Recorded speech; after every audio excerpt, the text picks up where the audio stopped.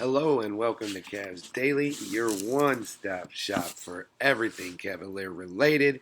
I'm your host, Paul Williams, and I appreciate you being here with me, which truly is going to be the best Cavalier channels for any fans or anyone that just wants to stay up to date with Cavs news and NBA news in general.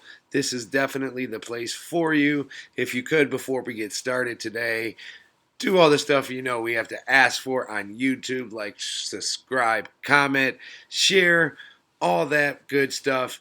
And outside of that, the better stuff. Let's get started with it.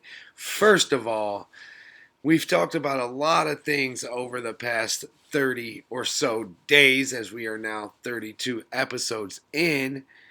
But one thing we haven't really dug into that much is the Cavs front office and how great, honestly, how great it has been over the past 7 years now since this crew kind of assembled.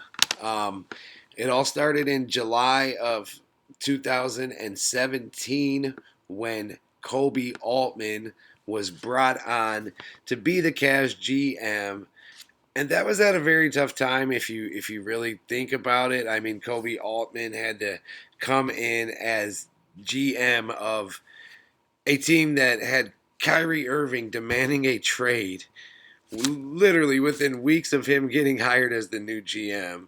So he's trying to kind of figure that out and at the same time keep a contender rolling, keep LeBron James happy, and just make everything work.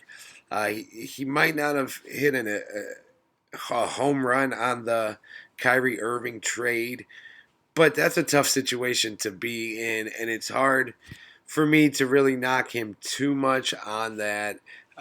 Outside of that, he has been absolutely amazing and everything we could have asked for in a GM, and he headlined a rebuild from the moment LeBron left until now that has to be up there with some of the best rebuilds you will see in the NBA or sometimes in or just in general in sports. Like, this rebuild has been phenomenal and should be studied one day. They started with a basically basket of a couple draft picks and a couple old vets left over after LeBron left in 2018, and Kobe Altman at the helm was able to quickly get the Cavs at least on a trajectory that showed growth and showed we had a direction.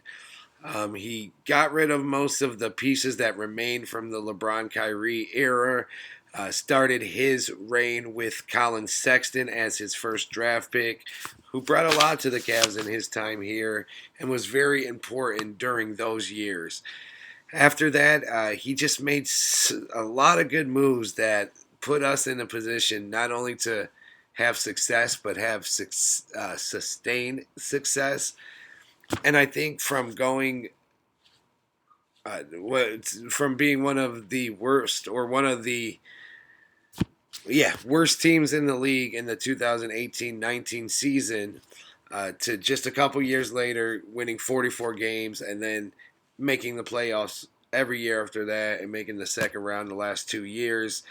Even if that might be a little disappointing, the second round part, overall, Kobe Altman has been phenomenal. He did get a well-deserved promotion in 2022 as he became the head or president of basketball operations for the Cavs, which in turn was able to slide Mike Gansey into the GM position.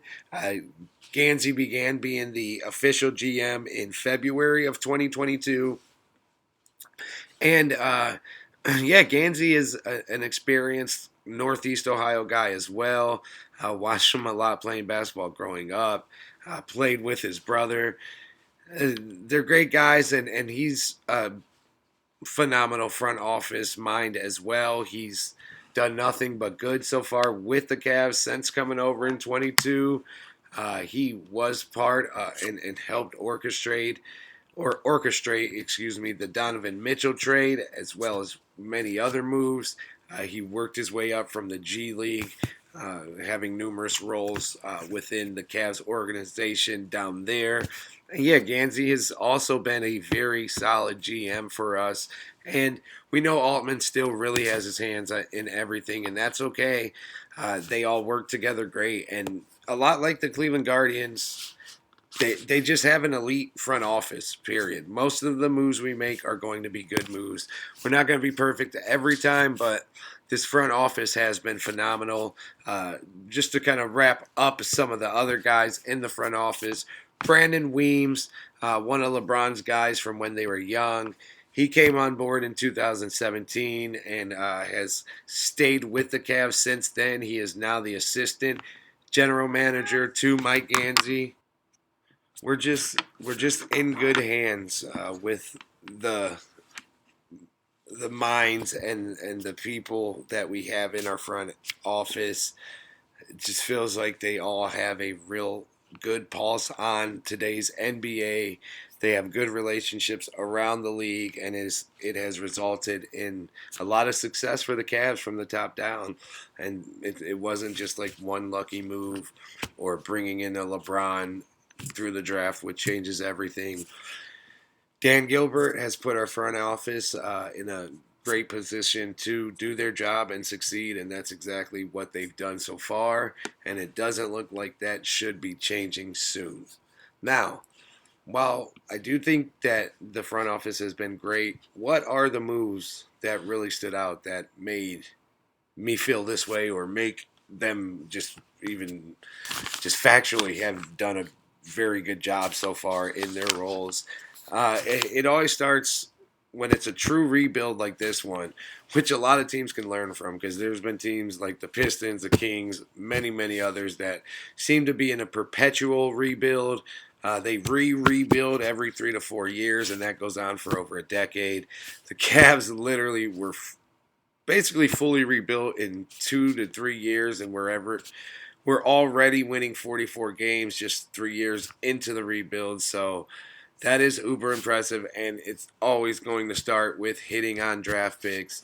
And that's what the Cavs did in 2019, drafting Darius Garland, who started to show signs of who he could be just a year later. Even bringing in Okoro through the draft at the time that he was a good fit for us, a good role, and also retaining him on a good contract, which we were able to trade. But yeah, then drafting Evan Mobley, those things really like set the Cavs up with the base that they needed.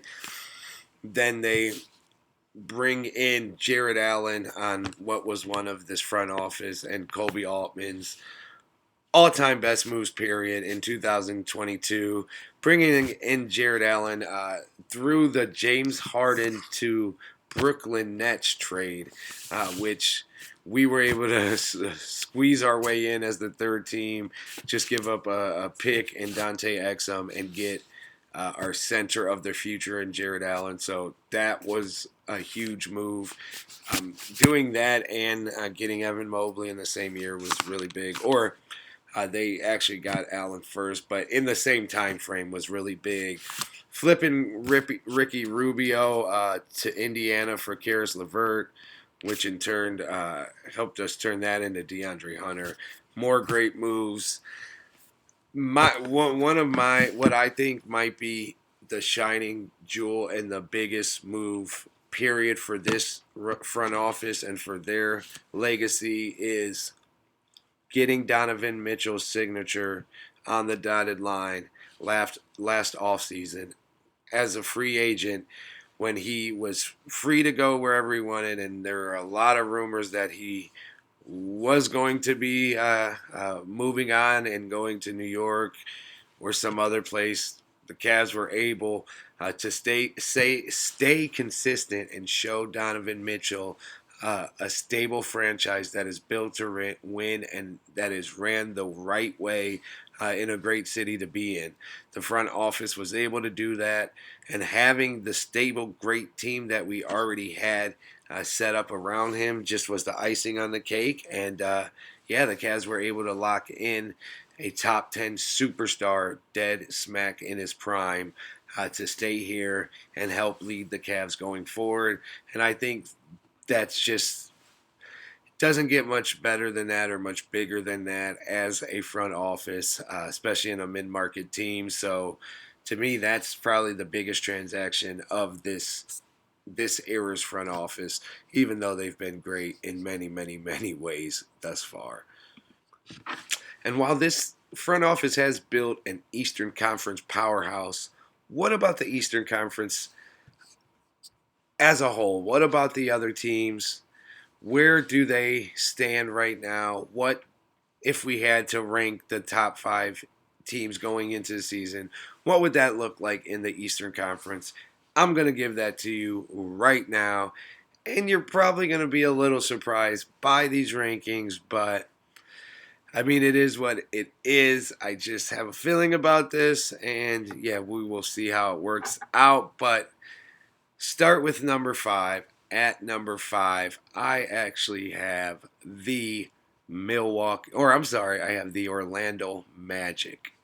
Yep, the Orlando Magic at 5. I just am not believing all the hype yet. They could easily have a good regular season and exceed this, but I could easily see them being part of the 4 or 5 matchup, whether that's them being the 4 seed or the 5 seed. So for now, I have the Magic at 5. I do have the Bucks in the top 5, and they are number 4. The Milwaukee Bucks at number 4. I just think Giannis is ready to do another carry job and remind the league why he was MVP more than once in his career. I think he has that type of season, and with Miles Turner really opening things up for him, I think the Bucks are going to be better than a lot of people think. Then at number 3, the surprise of the rankings, if the Bucks already wasn't, we have the Philadelphia 76ers. Yes, I stand on what I said a few episodes ago. I do think the 76ers are going to be one of the better teams in the Eastern Conference this year. I think they'll surprise a lot of people. And with a little good health, I think they will be a top 4 team and could fight for home court at least through the first couple of rounds. So I have Philly at 3. Yes, don't at me. Or no, please do at me. I actually do want you to at me. So let me know why I'm crazy. At number 2, we got the New York Knicks, the team that's going to lose to us in about 40 days from now, and the team that will not be making it out the Eastern Conference and into the finals, the New York Knicks. Sorry, guys, it is what it is. And at numero uno, we have the best team in the NBA, the Cleveland Cavaliers. That goes without saying. There's no home bias with that ranking. I think most people will agree the Cavs are the class of the East. Don't think they'll agree with the rest of the rankings, but yeah, we got Cavs, Knicks, 76ers, Bucks, Magic. It is what it is.